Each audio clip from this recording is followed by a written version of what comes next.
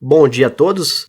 Um pouquinho da história da Mulher Maravilha. Não essencialmente da Mulher Maravilha personagem, a história dela como personagem, mas sobre a criação dela, porque no mundo dos quadrinhos, no mundo da cultura pop, que talvez seja uma das coisas mais peculiares, seja a criação em si da Mulher Maravilha. Ela foi criada por um cara chamado William Moulton Marston, que é um psicólogo, teórico, inventor, escritor e livro e roteirista de quadrinhos. Ele foi o criador, como inventor, do teste de pressão arterial sistólica, utilizada no detector de mentiras, que é usado até hoje aí em interrogatórios nos Estados Unidos, detector de mentiras. Ele tinha uma vida peculiar no sentido que ele era poligâmico. Ele era casado com duas mulheres, morava com duas mulheres, a psicóloga e a advogada Sarah Elizabeth Holloway Marston e a Oliver Barney, que era uma aluna dele, era sua aluna de psicologia. E por algum tempo ele teve uma terceira esposa e um relacionamento entre elas também, a Marjorie Wexter Hutter. E uma curiosidade que depois que ele faleceu, as duas esposas dele, a Oliver e a Elizabeth, viveram juntas até 1985, ano que uma delas faleceu, a Oliver. Após uma entrevista que ele deu para uma das esposas dele, a Oliver Barney, revista chamada Family Circle, chamou a atenção de Max Gaines, que era editor de duas revistas na época, a National Periodical Publication e a American Publication. Fundador e posterior a essas duas revistas iam se juntar para formar a DC Comics. Ele, ao contrário dos seus pares intelectuais que achavam as revistas em quadrinhos faziam mal para a educação das pessoas e das crianças, ele achava que a revista em quadrinho poderia fazer um bem para a educação e formação das crianças. E ele teve a ideia de criar um super-herói. Só que uma das esposas dele sugeriu que esse super-herói deveria ser uma mulher. Então ele fez a criação da Mulher Maravilha em 1941. Nessa época, em 1941, todos os super-heróis eram masculinos. O Lanterna Verde, Batman, Shazam, que ainda não havia aparecido, o Capitão América e, claro, o maior de todos, né, que começou essa moda dos super-heróis, Superman. E por influência da sua esposa Elizabeth, ela pediu para que fosse uma super-herói feminina. Aí foi a grande sacada, porque como todos os super-heróis eram masculinos, e ele fez essa super-heroína feminina que não tinha um aspecto de ser vinculada a um homem. Ela era heroína do próprio mundo e ela não precisava de ajuda de homens, no sentido assim que ela não era uma ajudante. Como seria a Supergirl do Super-Homem? Influenciada nele, com a história parecida e saída dele, como se fosse um spin-off. A Mulher Maravilha não, a Mulher Maravilha era dona do seu mundo, ela era a heroína do seu mundo e tão forte quanto os outros super-heróis. Ele também pegou o seu tempo que os Estados Unidos estavam imersos à Segunda Guerra Mundial e todos os super-heróis quase tinham alguma coisa, ou cores americanas, ou baseado no patriotismo americano, como o próprio Super-Homem, com o Super-Homem quase, o Jack Kirby criou o Capitão América. Como ele tinha muito prestígio no meio acadêmico, ele criou sobre um pseudônimo chamado Charles Moulton,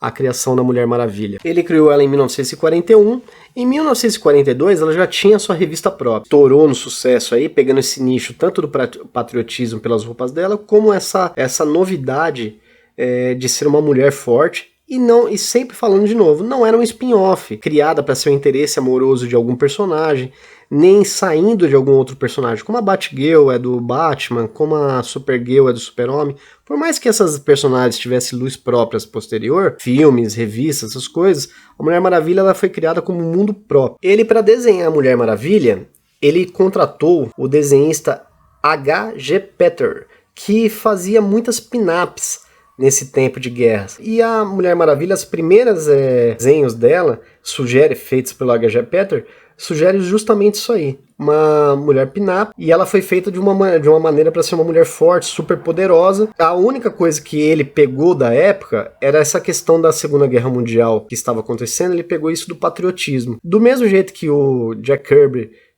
fez isso com o Capitão América, as cores do Super-Homem e outros heróis também da época. Ele baseou também o vestimento da Mulher Maravilha nas suas mulheres, principalmente na Oliver Barney. Eles eram praticantes, dentro desse casamento poligâmico, eles eram praticantes de bondagem. Então isso refletia um pouco dentro no vestuário da Mulher Maravilha. A Mulher Maravilha fez muito sucesso, justamente isso aí, porque era uma mulher similar em força ao Super-Homem, super poderosa, e que pegou todo esse nicho das pessoas que eram um mundo estritamente masculino, os super-heróis da época, a querer uma mulher. E ela sempre teve esse diferencial de ser uma heroína do seu próprio mundo.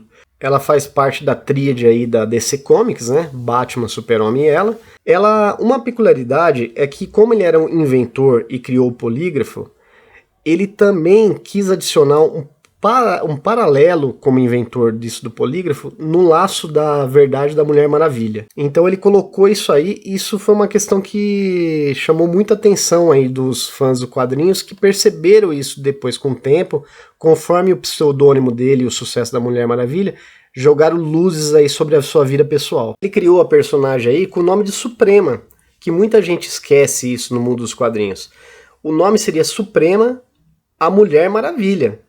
Só que o editor aí da futura DC encurtou, tirou o Suprema para não se remeter ao Super-Homem, né? Não ficar parecido com o Super-Homem, e cortou para Mulher Maravilha. Ela com certeza aí fez parte da era de ouro dos quadrinhos, como uma das maiores representantes, fez muito sucesso e logo cedo começou a participar logo do que seria o grupo de heróis mais conhecido aí dos quadrinhos, até o advento dos Vingadores aí como filme, que seria a Liga da Justiça, ao lado do Aquaman, Lanterna Verde, Flash, Super-Homem, Batman, entre outros. Ela teve sua origem recontada diversas vezes nos quadrinhos. Crise das Infinitas Terras, nos Novos 52, no Renascimento, diversas vezes foram recontadas as histórias da Mulher Maravilha e seu recomeço, mas nunca mudando tanto a origem, a gênese da sua criação. Diversos artistas aí já importantes do mundo dos quadrinhos, dos comics, criaram histórias ou recontaram histórias da Mulher Maravilha aí,